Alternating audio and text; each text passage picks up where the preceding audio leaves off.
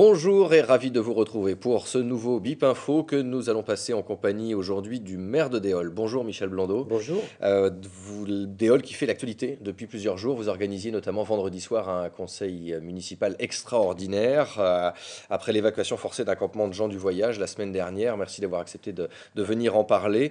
Juste avant, voici en images les autres titres de l'actualité que nous allons développer aujourd'hui. Les obsèques d'une école, tout un symbole samedi pour la maternelle Jean Jaurès d'Issoudun.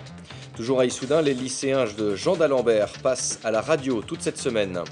Les portes ouvertes dans les établissements de formation ce week-end, nous irons découvrir ou redécouvrir le lycée agricole Naturapolis à Châteauroux. Les parents d'élèves d'Issoudun ont donc une nouvelle fois mené une action symbolique. Samedi dernier, ils ont officiellement enterré l'école maternelle Jean Jaurès au cours d'un défilé funèbre dans les rues de la ville. Il n'y aura plus que 2 classes à la rentrée prochaine. La centaine de manifestants étaient là pour dénoncer ces suppressions de postes. Sabrina Baudouin. Gerbes de fleurs, cercueils, visages maquillés en mort-vivant, c'est un véritable convoi mortuaire qui a défilé dans le centre-ville d'Issoudun samedi matin. Pour Fabienne, maman de Samuel, 4 ans, élève à l'école maternelle Jean Jaurès, l'incompréhension est totale. C'est illogique pour les enfants de maintenant et les enfants de plus tard. Il faut savoir que les écoles, on en a besoin. Et moi, personnellement, je ne trouve pas du tout compréhensible qu'on arrive à mettre des enfants de maternelle dans des classes de 30 élèves. Je ne comprends pas comment ils puissent apprendre. En février dernier, les parents d'élèves avaient occupé l'école de Jean Jaurès pour montrer leur mécontentement. L'inspecteur de circonscription avait été interpellé par ce mouvement et avait décidé de geler le poste avant finalement de se rétracter. Quels que soient les effectifs à la rentrée prochaine, il y aura un poste de moins à l'école Jean Jaurès. Donc c'est inadmissible, c'est une école qui va se retrouver avec 2 classes, donc aucun intérêt pédagogique. Et puis de plus, il y aura à peu près plus de 30 élèves par classe. Notre mouvement aujourd'hui, c'est pour alerter un peu la population. Voilà ce qui va arriver dans l'éducation nationale, voilà ce qui va arriver à nos écoles. On est en train de les faire mourir, on est en train de les affaiblir. Et nous, on veut sauver l'éducation de nos enfants.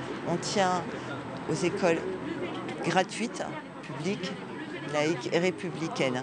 Et on a l'impression qu'on est en train de tuer ces écoles-là. Symboliquement, le cortège a fini son parcours devant les bureaux de l'inspection d'éducation nationale. Les parents d'élèves y ont déposé la gerbe de fleurs, des bougies et des dessins faits par les enfants en mémoire de l'école Jean Jaurès. La CGT des cheminots poursuit les états généraux du service public ferroviaire. Une nouvelle réunion publique est organisée demain, mardi à 18h à la chapelle des Rédemptoristes à Châteauroux. Tous les usagers du train sont invités à débattre. C'était le cas d'ailleurs vendredi soir à Saint-Georges-sur-Arnon. Les participants ont par ailleurs tous adhéré au nouveau comité des usagers ferroviaires de l'Indre, le CUF. Avec nous, donc, Michel Blandot, le maire de Déol. La semaine dernière, un campement illégal de gens du voyage était délogé sur décision du préfet après une requête de votre part. Vendredi soir, vous avez convoqué donc un conseil municipal extraordinaire pour débattre de ces questions avec vos élus et publiquement en même temps, parce qu'un conseil municipal, c'est public. Vous avez fait en fait un certain nombre de propositions. Quelles sont ces propositions que vous avez fait aux élus, que vous avez soumis au vote? Oui, si j'ai convoqué ce conseil municipal extraordinaire, c'est parce que j'ai pensé qu'il était temps, par rapport à mes collègues du conseil municipal et par rapport à travers eux à la population, d'expliquer vraiment ce que je faisais, ce que je pouvais faire, où étaient mes limites et les différentes situations qui se trouvaient sur Déol par rapport à l'occupation des gens du voyage. Malheureusement, il n'y a pas qu'à Déol que ce problème existe, c'est un peu dans toutes les communes de France d'une façon épisodique, mais je dois dire qu'à Déol, historiquement, nous avons une présence des gens du voyage qui est assez forte et qui perdure. Donc j'ai voulu absolument, et je diffuserai, j'ai fait un rapport très complet d'une dizaine de pages qui a duré presque une demi-heure devant mes collègues, et je diffuserai ce rapport à l'ensemble de la population dès cette semaine. Parce que je trouve que la population doit être informée, la population doit être lucide sur les possibilités qu'a leur maire d'agir, en fait. Donc quels sont ses moyens juridiques, les moyens humains, les moyens matériels, pour que les personnes qui occupent illégalement, illégitimement des lieux puissent être évacuées. C'est-à-dire que vous avez l'impression que la population vous en demande trop, c'est ça? Non, j'ai l'impression vraiment d'être incompris par la population. Parce que ce problème n'est pas nouveau à Déol. Épisodiquement, on se retrouve devant des crises. Et quand ça brûle, ça brûle. Et c'est pour ça que je dis aujourd'hui que la coupe est pleine, quoi. Donc, je veux expliquer à la population, on se sent incompris à la fois par les gens du voyage, à qui on ne peut pas faire passer de message et qui, d'une fois sur l'autre, recommencent les mêmes exactions, les mêmes dégâts, les mêmes comportements que 6 mois avant. Et puis incompris par la population qui réagit à juste titre souvent, qui font connaître leur ras-le-bol parce qu'ils ont leur environnement complètement perturbé par une présence de proximité de gens du voyage et qui disent « le maire ne fait rien, qu'est-ce que fait le maire? Il devrait être parti ». Bien, le maire, il fait ce qu'il peut avec ce qu'il a. Alors qu'est-ce que je peux faire? C'est pas difficile. J'essaye de faire une tractation à l'amiable avec les gens du voyage pour les faire partir et presque tout le temps, ils ne veulent pas. Ils sont là, ils se sont installés, ils ont cassé pour s'installer, ils se sont branchés illégalement sur les réseaux d'électricité et les réseaux d'eau, ils ne veulent pas. Je fais aussitôt une lettre à la directrice des services publics de façon à ce que la police fasse son enquête. La police fait son enquête, fait son rapport au préfet, et c'est au préfet de prendre un référé pour donner 48 heures aux personnes qui sont installées pour partir. Donc là, concrètement, pour éviter justement de nouvelles crises, voilà, vous avez pour déjà éviter de réfléchi nouvelles à certaines crises, choses. ça fait 23 ans que je suis maire, 23 ans que c'est les mêmes procédures, 23 ans que nous faisons les mêmes choses, 23 ans qu'il y a des coups de crise comme ça, et après une accalmie, et on revient sur un autre coup de crise, c'est bien qu'on a le sentiment qu'il n'y a pas de solution, quoi. Donc, on essaie sans arrêt de prendre des initiatives qui sont des initiatives de dialogue, qui sont des initiatives d'éducation, et ça, on le fait. Et il y a eu un jugement récemment du tribunal administratif, puisqu'il y a des personnes qui avaient demandé des dédommagements à la commune de Déol, et le juge a dit que le maire de Déol faisait tout ce qui était en son pouvoir. C'est clairement écrit. Donc, maintenant, au niveau de la communauté d'agglomération, le préfet nous a demandé de nous organiser. Ce qui est déjà le cas, parce que le terrain de Nau déjà le existe cas. et toutes les communes y participent. Il y a le terrain où la commune de Déol participe à hauteur de 60 000 € par an sur le fonctionnement du terrain.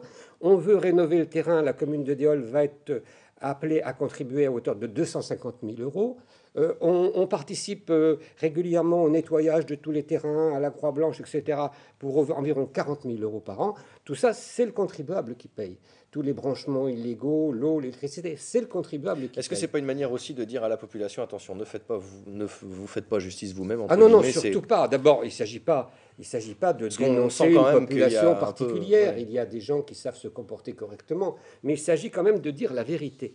Aujourd'hui, il y a vraiment un ras-le-bol par rapport au comportement de certaines familles. Et ce ras-le-bol, il faut qu'on trouve les solutions pour que, au moins, la population qui est à côté ne soit pas perturbée. Il y aura d'autres étapes alors? Il y aura d'autres étapes. Maintenant, nous sommes en train de travailler sur des terrains familiaux en espérant que ces terrains familiaux, qui coûteront aussi à la collectivité, permettront à des familles de s'installer définitivement. Si elles se comportent bien sur ces terrains familiaux, si elles acceptent d'y aller, on pourra petit à petit peut-être trouver certaines solutions. Très bien. Merci beaucoup, Michel Blandot. Avec plaisir. L'opération régionale radio-lycée s'installe cette semaine à Issoudun, au lycée Jean d'Alembert. Mix Station, c'est le nom de cette radio itinérante qui sillonne depuis 2002 les établissements du centre. Jusqu'à vendredi, vous pouvez écouter sur le 97.4 les émissions préparées et présentées par les lycéens. Et ils ont pris, vous allez revoir, leur rôle très très au sérieux. C'est ce qu'a constaté ce matin Aurore Stégère. Bonjour et bienvenue sur Mix Station, la radio du lycée Jean d'Alembert à Issoudun.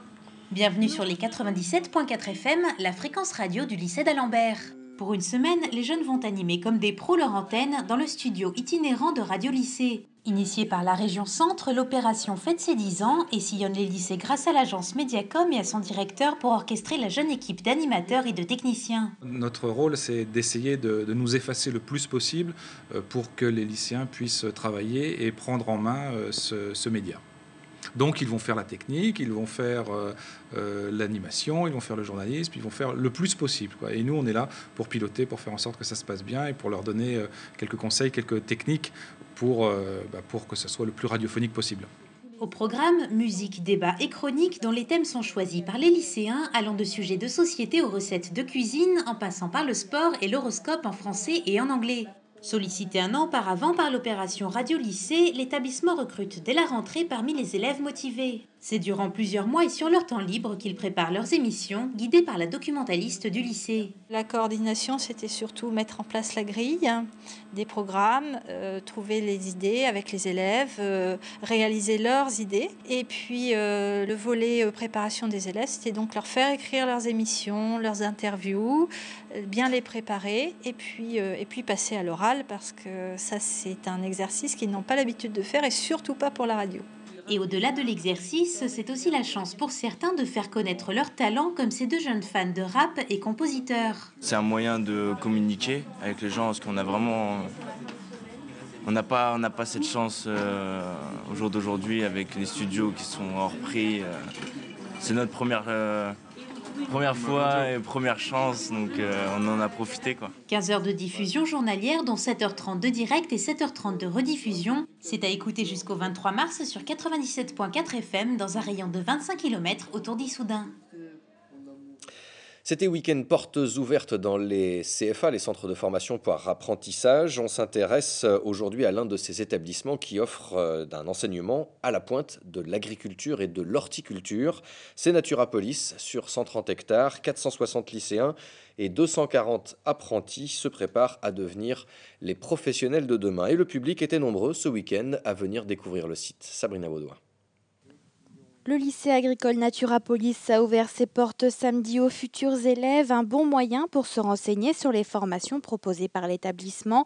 Simon est élève du lycée, il sait ce qu'il veut faire, agriculteur-éleveur caprin, et connaît déjà le parcours à suivre. Je vais aller jusqu'au bac pro et après peut-être un apprentissage chez un patron.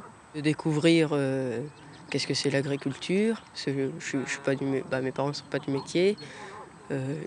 Comment élever les animaux, donc les chèvres, comment s'en occuper, plein de choses. Mais l'agriculture représente à peu près 40% des formations proposées. L'établissement propose aussi une filière générale, commerciale, mais aussi aménagement paysager, une filière qui plaît. Il y a eu vraiment un flot de personnes qui sont intéressées par tout ce qui est horticole et agricole. Donc on a vu quand même beaucoup de gens visiter les serres, venir voir ce qu'avaient fait les BTS technico-commerciaux au niveau de l'art floral et puis leur présentation de végétaux, tous les végétaux exotiques. Une journée nécessaire pour les familles et futurs élèves. En s'informant concrètement sur les formations proposées, les jeunes pourront préparer leurs projets professionnels avec plus de rigueur. Cette journée est vraiment importante pour nous et c'est vraiment le temps fort d'orientation pour les jeunes qui veulent venir chez nous ensuite.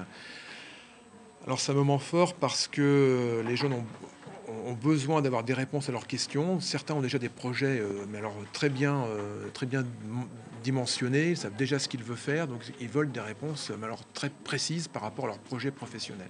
Ça c'est important. Le lycée agricole Naturapolis opte depuis de nombreuses années déjà pour l'échange international. Les stages peuvent donc être effectués à l'étranger, une manière enrichissante d'apprendre son métier à travers une nouvelle culture. C'est la fin de cette édition. Merci Michel Blondeau d'en avoir été le témoin aujourd'hui. Dans un instant, la météo, puis je vous retrouve avec Laurent Fortat pour le Mac des Sports en compagnie de Jean Ferré. À 19h15, l'hebdo des assauts de Philippe Rioux. Et pour l'information, demain, dès 18h30, c'est Linda Kerfa. Bonne soirée sur BIP TV.